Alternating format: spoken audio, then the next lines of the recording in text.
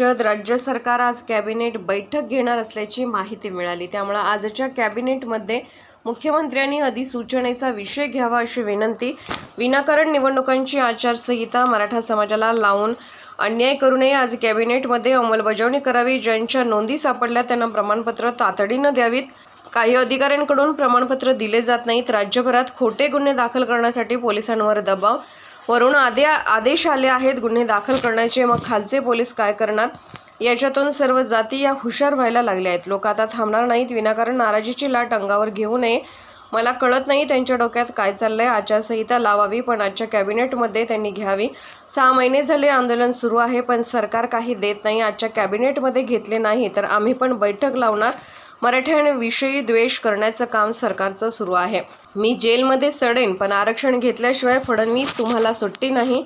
जर यांनी आज अंमलबजावणी केली नाही तर बैठक बोलावणार। फडणवीस साहेब तुम्ही फोडाफोडीचे चाळे करू नका।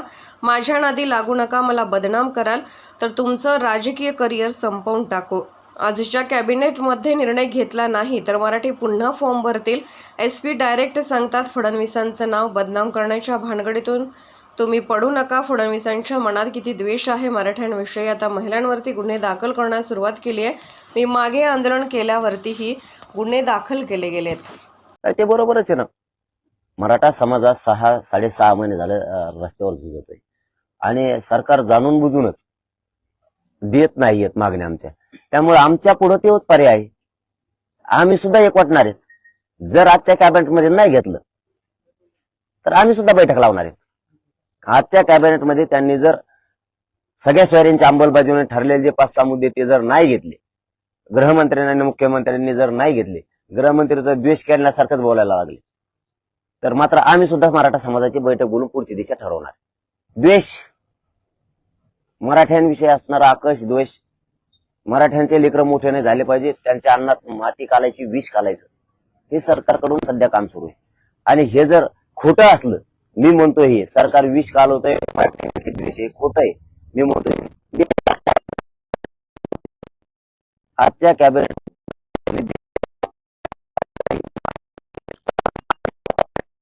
खात्री आहे।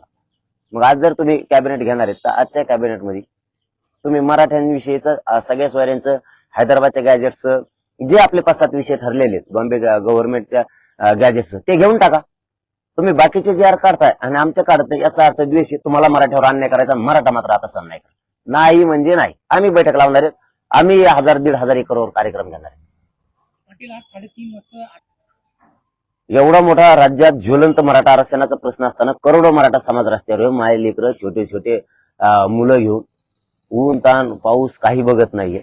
याची जाणीव गृहमंत्र्यांना असली पाहिजे आणि मुख्यमंत्र्यांना पण असली पाहिजे की आपला समाज आहे, आपली जनता आहे, ही जर रस्त्यावर आक्रोश करते, एवढा मोठा ज्वलंत प्रश्न आहे आणि आपण मराठा समाजाच्या मागण्या मान्य करत नाहीये, ही नाराजीची लाट त्यांच्या का लक्षात येत नाही? मला कळत नाहीये त्यांच्या डोक्यात नेमकं काय। म्हणजे इतका खालचा विचार ठेवणं हे सोपं नाहीये जनतेच्या बाबत। कारण एवढा मोठा ज्वलंत प्रश्न आणि तुम्ही आचारसंहिता लावणार, हे किती अन्यायकारक आहे। तुम्ही लावावी, आम्हाला आचारसंहिता लावायला आमचा विरोध नाही, पण तुम्ही आजची कॅबिनेट आहे, आता आजच्या कॅबिनेटमध्ये तुम्हाला सगळ्या सोयऱ्यांची अंमलबजावणी करायला हरकत काय? काहीच हरकत नाही करायचं। आजच्या कॅबिनेटमध्ये त्यांनी घ्यावं। नाही घेतलं तर याचा अर्थ असा आहे की जाणून बुजून यांना मराठ्यांना द्यायचं नाही, मराठ्यावर अन्याय करायचा। एवढा मोठा समाज असूनही त्यांना ह्या समाजाच्या विरोधात जायचं। समाज ज्याला त्याला धडा शिकवणार आहे 100%। मग यावेळेस 5 महिने झाले, 5 ते 6 महिने